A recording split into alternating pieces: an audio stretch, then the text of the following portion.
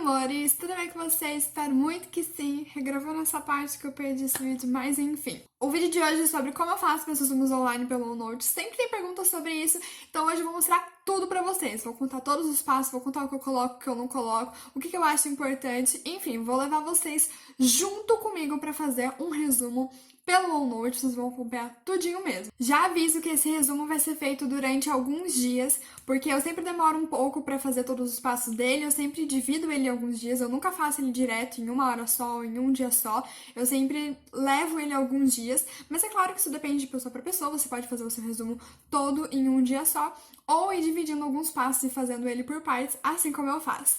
Então, bora pro vídeo que eu vou mostrar tudo pra vocês.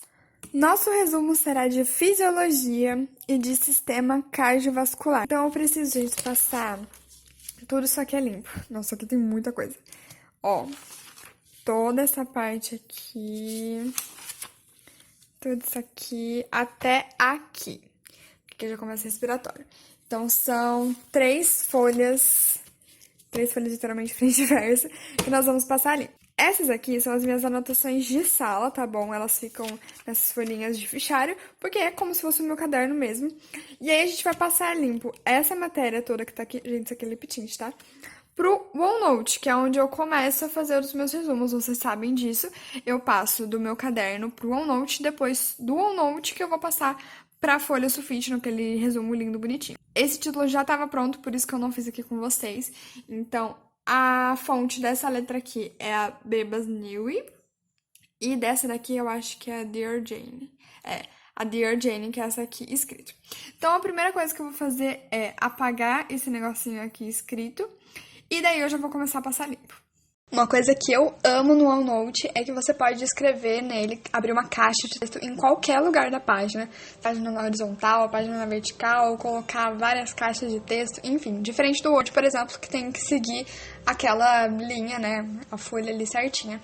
Então, uma coisa que eu faço, que eu fiz aí agora, eu abro uma caixa de texto, é só você clicar na tela, clicar na folha em branco e escrever alguma coisa que já abre a caixinha. E aí você consegue determinar o tamanho que você quer.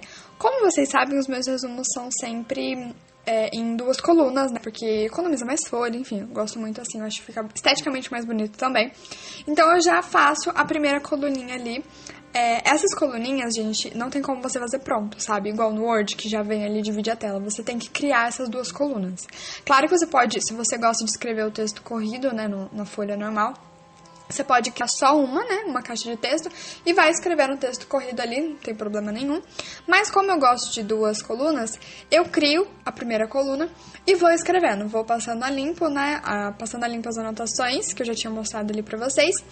Vou passando a limpo até ele dar o final. Ah, uma coisa importante também é isso, esse detalhe. No OneNote é como se fosse uma folha infinita.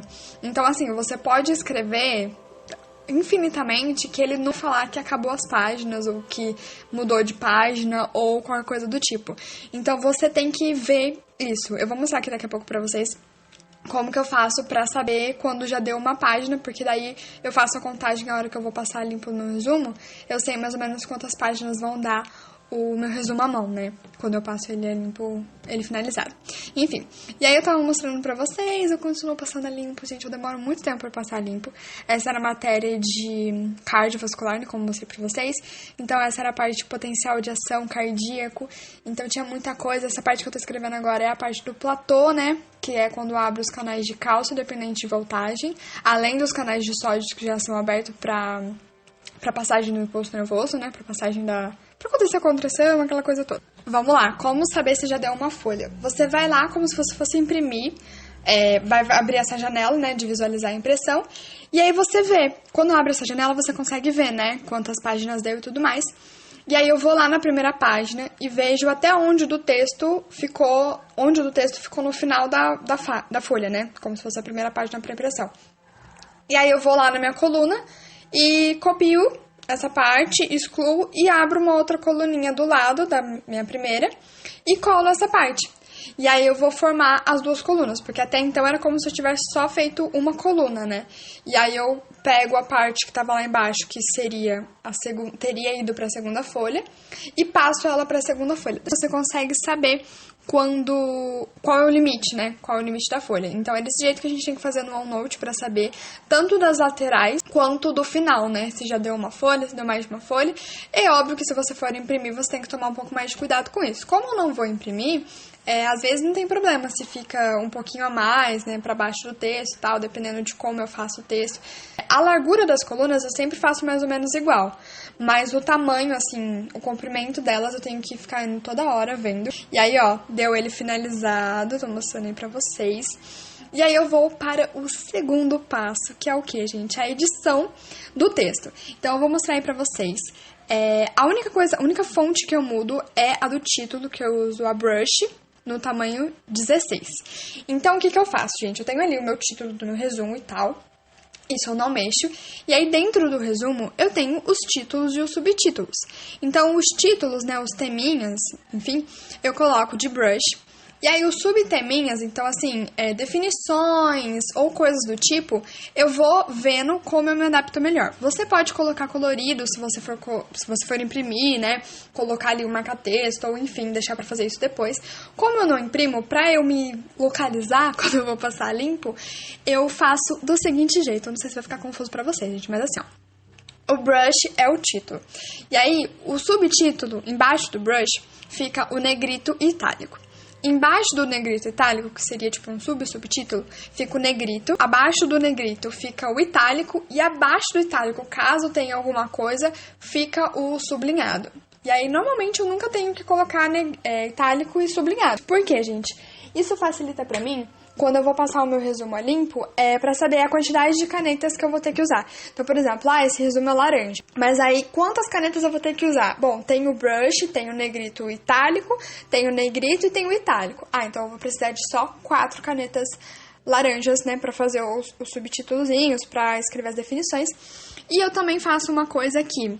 Nos meus resumos, sempre tem alguma coisa, na verdade, nas minhas anotações, né, sempre tem alguma coisa que eu escrevo de lápis. E aí isso eu também coloco no resumo. Eu mudo essa fonte, né, coloco na cor cinza e diminuo o tamanho. Coloco normalmente em 10, 10,5, às vezes 9, dependendo de como eu vou fazer.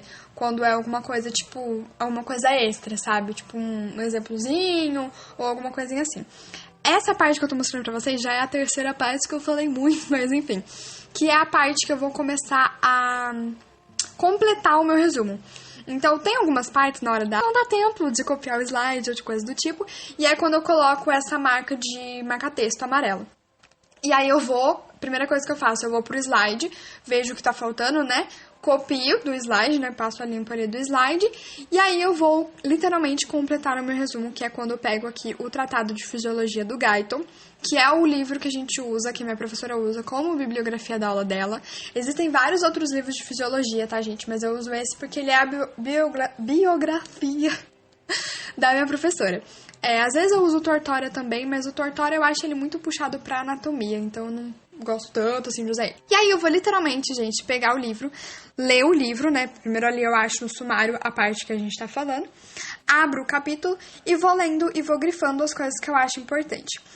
Eu acho que vai mostrar aqui em alguma parte, não sei, mas eu sempre vou dando uma comparada com o meu resumo.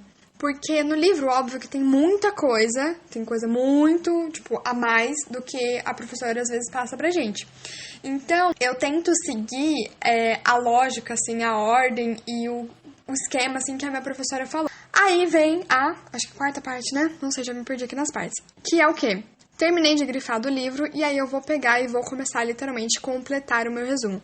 Então, eu vou aí, ó, tô seguindo aqui, tô vendo qual é o título, aí eu vejo no livro qual parte que eu grifei, qual parte que eu achei importante, e vou completando.